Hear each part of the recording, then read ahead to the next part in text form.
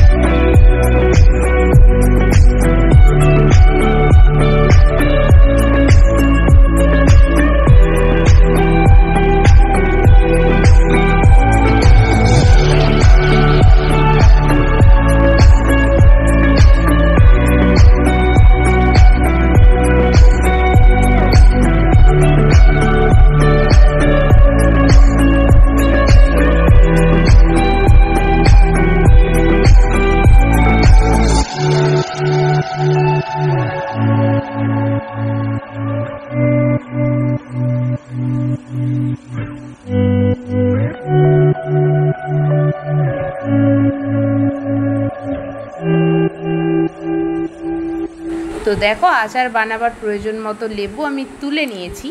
তো এখন এই লেবুগুলোকে ভালো করে ধুয়ে নিতে হবে, কারণ ভালো করে ধুয়ে নিয়ে লেবুগুলোকে ভালো করে মুছে নিতে হবে, যাতে একটুও জল না লেগে থাকে গায়ে। তো চলো এখন লেবুগুলোকে ভালো করে ধুয়ে ফেলি।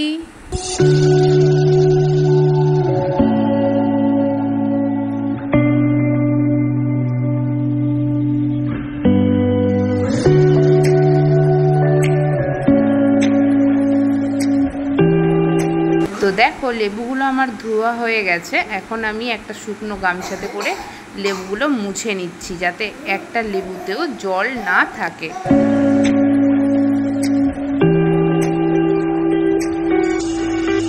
তো এখানে দেখো সব লেবুগুলোই আমি শুকনো গামছা দিয়ে ভালো করে মুছে নিয়েছি। এবারে লেবুগুলো আমি কেটে নেব। তো কীরকমভাবে কাটছি তোমরা দেখে নাও, আমি ছোট্ট ছোট্ট করেই কেটে নেব।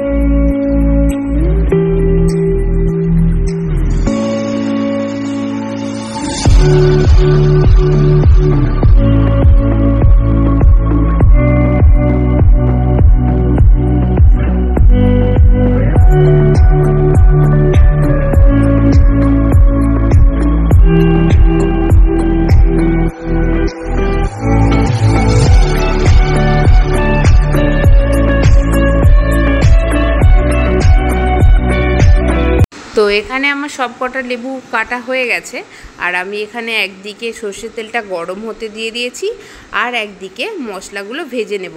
তো আমি এখানে শুকনো লঙ্কা আর 5 ফোড়নটাকে একটু নেড়ে চেড়ে ঠান্ডা হতে রেখে দিয়েছি।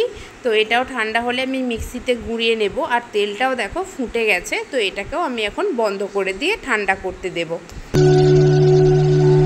আর এই দিকে দেখো আমি এখন এই কালো সর্ষেটা নিয়ে নিচ্ছি, এটা গুঁড়ো করে নেব। প্রথমে আমি রোদ দিয়ে রেখেছিলাম আগে থেকে, সেই জন্য প্রথমে গুঁড়ো করে নিয়ে তারপর এর সাথে 4-5টা কাঁচা লঙ্কা আর নুন আর হলুদ আর সামান্য জল দিয়ে আমি একটা গাঢ় পেস্ট বানিয়ে নেব। তো চলো কীরকম পেস্টটা বানাচ্ছি তোমাদেরকে আমি পেস্টটা হয়ে যাওয়ার পর দেখাবো।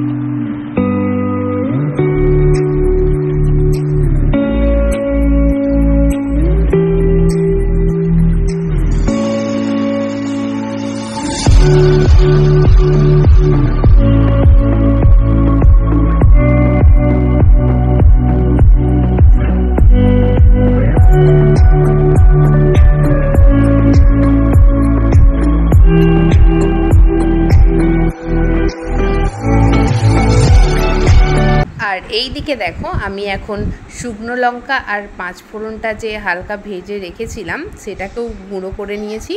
তো আমার সমস্ত মশলা রেডি করা হয়ে গেছে। এইবার আমি লেবুর মধ্যে সমস্ত মশলা মিশিয়ে লেবুটাকে ভালো করে মাখিয়ে নেব, তাহলে আমার আচার রেডি। তো চলো তাড়াতাড়ি করে বানিয়ে ফেলি এবার। তো দেখো কুচনো লেবুগুলোর মধ্যে এবারে আমি এক এক করে হলুদ গুঁড়ো, লঙ্কা গুঁড়ো, নুন সব কিছু দেওয়ার পর সর্ষে বাটার পেস্টটা দিয়ে তারপর 5 ফোড়ন আর শুকনো লঙ্কাগুলো যে আমি গুঁড়ো করে নিয়েছি ভেজে, সেই গুঁড়োগুলো এবারে দিয়ে দেব, দিয়ে একবারে ভালো করে মাখিয়ে নেব। তো এই সময় একটু বলে রাখি, আমি যখন লেবুগুলো কাটছিলাম আমি কিন্তু লেবুগুলো থেকে বিচেগুলো সব ফেলে দিয়েছিলাম, কারণ একটাও যদি বিচে রয়ে যায় না লেবুটা তাহলে সব তেতো হয়ে যায়, আচারটাও ভালো হয় না। তো লেবুগুলো কাটার সময় কিন্তু অবশ্যই বিচেগুলো ফেলে দিতে হবে, একটাও যেন না রয়ে যায়। কারণ আমিও যেই ভিডিওটা দেখে এই আচারটা বানিয়েছি সেখানেও বলে দেওয়া ছিল যে আচার বানাতে গেলে এই লেবু থেকে কিন্তু কাটার সময় সমস্ত বিচেগুলো ভালো করে ফেলে দিতে হবে, একটাও যেন রয়ে না যায়। তো চলো আমার সমস্ত গুঁড়ো মশলাগুলো দেওয়া হয়ে গেছে, এবারে আমি এখন সর্ষেটা দিয়ে দিচ্ছি। তো তারপর আমি ভাজা মশলাটা দেওয়ার পর ভালো করে মাখিয়ে নেব।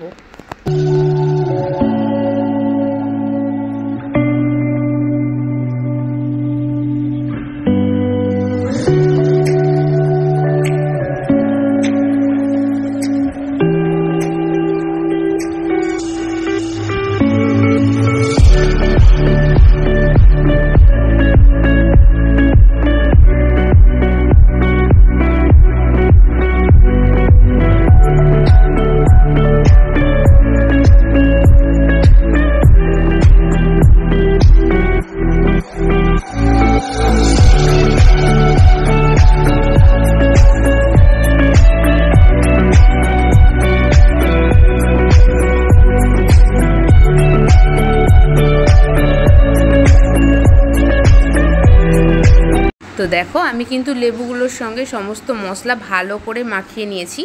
এইবার আমি কাঁচের জারে সমস্তটা তুলে ভালো করে ভরে দেব। তো তারপর এই কাঁচের জারের মধ্যেই আমি ঠান্ডা করে রাখা তেলটা ঢেলে দিয়ে তারপর চামচে করে মিশিয়ে নেব। তো আমি কিন্তু কাঁচের জারটা আগে থেকেই ভালো করে ধুয়ে পরিষ্কার করে মুছে নিয়েছিলাম, তারপর পাখার তলায় রেখে দিয়েছিলাম যাতে একটু হাওয়া খেয়ে পুরো ভালোভাবে শুকিয়ে যায়। কারণ একটুও যদি ভেজা ভাব থাকে ভেতরে তাহলে কিন্তু আচারটা নষ্ট হয়ে যাওয়ার সম্ভাবনা বেশি থাকে। তো আমি সেরকমই ভালোভাবে কিন্তু শুকনো করে নিয়েছিলাম। এইবার এই আচারটা এর মধ্যে ভরে দিয়ে তারপর আমি তেলটা এর মধ্যে ঢেলে দেব।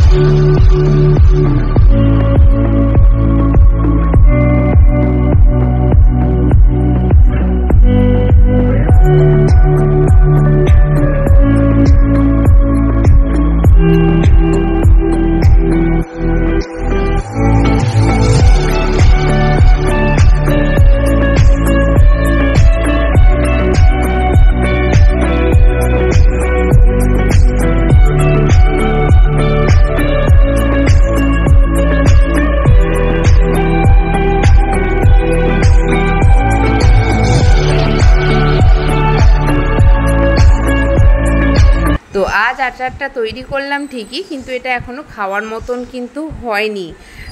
এটা এখন টানা 7 দিন রোদে দেওয়ার পরও খাওয়া যেতে পারে, কিন্তু এর আসল স্বাদটা বোঝার জন্য 1 মাস রোদ দেওয়ার পর খেতে হবে। আর সেই জন্যেই আমি আচারটা বানাবার পরই রোদে দিয়ে দিয়েছি। তো চলো আজকের মতো ভিডিওটা এখানেই শেষ করছি, আবার আসছি নতুন কোনো ভিডিও নিয়ে। তো সবাইকে টাটা।